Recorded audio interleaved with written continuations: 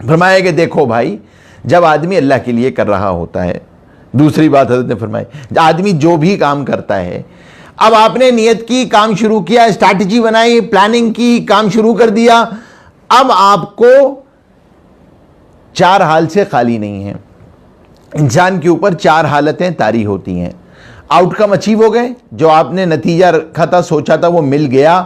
فرمایا جیسے ہی مل جائے تو اس پہ شکر ادا کرو، اللہ کا شکر ادا کرو، یا اللہ تیرا کرم ہوا، احسان ہوا، انعام ہوا۔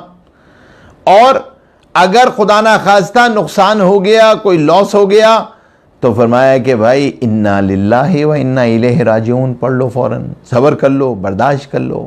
پھر کبھی شیطان پچھلے گناہوں کی یاد دلاتا ہے اور آپ کے اوپر مایوسی کی کیفیت ڈالتا ہے، یہ ہو گیا، وہ ہو گیا۔ تو فرمایا جب کبھی پچھلی غلطیاں، گناہ یاد آئیں تو استغفار کر لو، اللہ سے معافی مانگ لو۔ اور کبھی شیطان آنے والے خدشات اور وسوسوں ڈالتا ہے، اور مستقبل کے خدشات اور وسوسے ذہن میں ڈالتا ہے، ڈراتا ہے۔ فرمایا جب یہ آ جائے تو تعوذ پڑھ لو، اللہم انی اعوذ بک من جمیع الفتن ما ظہر منہا وما بطن، یا اللہ میں پناہ اللہ کی پناہ میں آ جاؤ، اللہ کی پناہ میں آ جاؤ۔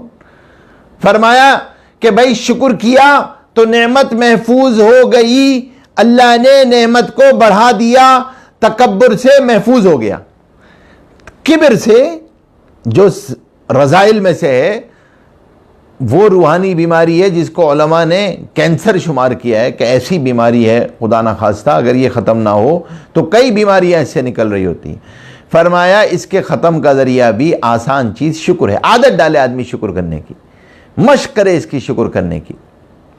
اور اس کے ساتھ ساتھ فرمایا کہ جب شکر کر لیا، اور یہ شکر ایسی عادت ہے، یہ وہ رویہ ہے جو ماں باپ اولاد میں منتقل کر دیں تو ان کے زندگی کے لیے یہ ان کا سب سے بڑا خزانہ ہے جو ماں باپ نے ان کو دیا ہوتا ہے۔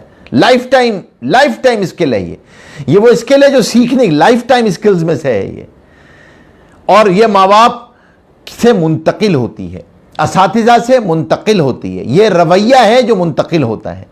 اور اللہ معاف کرے ہمارے ساتھ یہ مسئلہ ہے کہ آج ہمارے اندر سے یہ کیفیت نکلتی چلی جا رہی ہے۔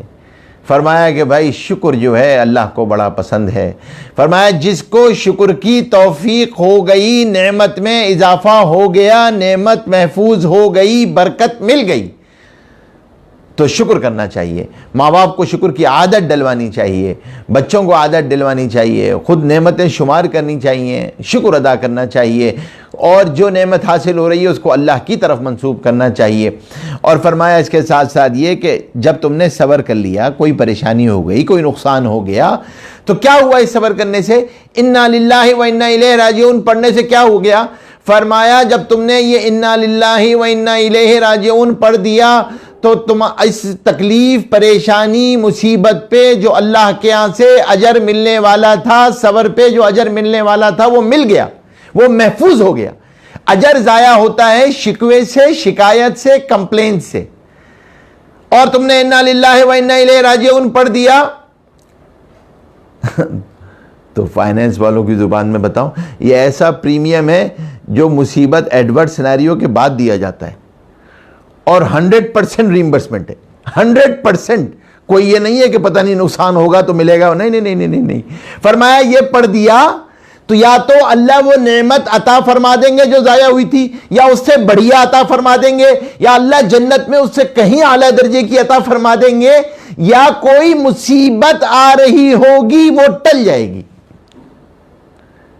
تو کسی حال میں بھی آپ کو کوئی لاس تو ہے ہی نہیں۔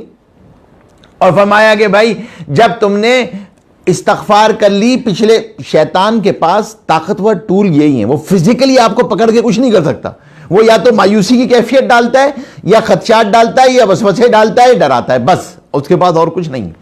فرمایا جب یہ آئے تو استغفار کر لو، پچھلے گناہ معاف، اور اس دھیان کے ساتھ کہ اللہ نے معاف کر دیے۔ فرمایا جس کو استغفار کی توفیق مل گئی، انہ کان غفارا، اللہ معاف کرنے والے ہیں، اللہ نے معاف کر دیا، اب گناہ معاف ہو گئے۔ یا ایک بات یاد رکھیے گا، دیکھیں ہمارے ایک غلطی ہے، ہم بعض دفعہ جو لوگ گناہوں سے توبہ کر لیتے ہیں، تو فرمایا کہ جس گناہ کو اللہ نے پردہ ڈال کے رکھا ہوا تھا، اس گناہ پہ اللہ نے پردہ ڈالا ہوا تھا، اللہ ستار العیوب ہے، آپ کی خلوت کو اللہ نے چھپایا ہوا تھا، تو لوگوں پر آشکارا نہ کرو، خود لوگوں میں بیان، یہ اللہ کو پسند نہیں ہے، یہ ناپسند ہے۔ اسی طرح اللہ کو ناپسند ہے کہ ایک آدمی نے توبہ کر لی ہے، اب اس کی پچھلی زندگی کے بارے میں لوگوں سے بیان کرتا پڑے، وہ یہ کرتا تھا، وہ یہ بھائی کیوں بیان؟ یہ اللہ کا اور بندے کا معاملہ ہے، اس نے توبہ کر لی، معاف ہو گئے اس کے گناہ۔ وی آر ناٹ دا ججز، we are not the auditors, ہم آڈیٹر تھوڑی ہیں کہ اس کو ہم آڈٹ کریں گے کہ اس کی زندگی کیا ہے۔ معاف کر دیا، وہ ہو گیا اللہ معاف۔ اور فرمایا کہ جب اگلی آنے والوں سے تعوذ، آدمی اللہ کی پناہ میں آ جاتا ہے اور شیطان سے پناہ مانگ رہا ہوتا ہے، تو پھر اللہ تبارک و تعالیٰ اس کی حفاظت فرماتے ہیں خدشات وسوسوں سے۔ فرمایا کہ بھائی اس کا اہتمام کر لو، یہ رمضان المبارک میں اور فرمایا رمضان کے اندر تقوی کے حصول کا اور کیا طریقہ؟ فرمایا اگلی بات یہ کہ بھائی استغفار کا اہتمام کرو۔ ہاں، اب اس سے پہلے ایک اور بات، نیت کی ایک اور فضیلت بتا دوں آپ کو۔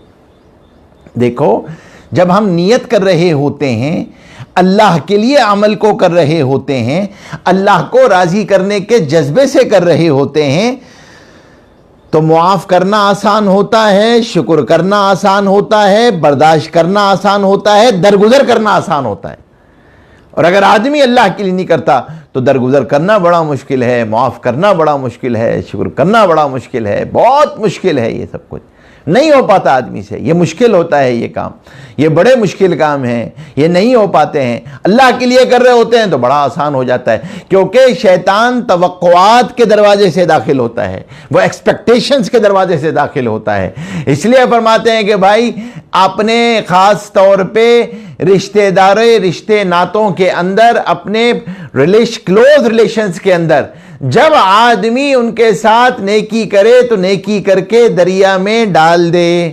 نو مور ایکسپیکٹیشنز، توقعات کا دروازہ بند کر دیں، نیکی کر کے دریا میں ڈال دیں۔ ہمارا مزاج تو یہ کہ نیکی کر کے جب تک ریڈیو میں نشر نہ کر دیں چین تھوڑی آتا ہے۔ 10 آدمیوں کو بتائیں گے، فیس بک پہ لائک کروائیں گے، ٹویٹر کریں گے، جب نہیں، جس کے لیے کی تھی وہ دیکھ رہا ہے نا، لا تاخذہ سنۃ ولا نوم، فلاں نے کیا، فلاں نے نہیں کیا، نو مور ایکسپیکٹیشنز۔ تو فرمایا یہ کب آسان ہو جاتا ہے؟ جب آدمی کو اخلاص کی کیفیت نصیب ہو جائے تو یہ بڑا آسان ہو جاتا ہے۔ پھر شیطان اس کو توقعات کے دروازے سے ورغلا نہیں پاتا، اس کا داؤ نہیں چلتا شیطان کا۔ اللہ کے لیے کیا تھا نا، کسی کے لیے تو کیا نہیں تھا، اور اللہ جل شانہ عطا کرنے والے ہیں۔ تو معاف کرنا آسان ہے، برداشت کرنا آسان ہے۔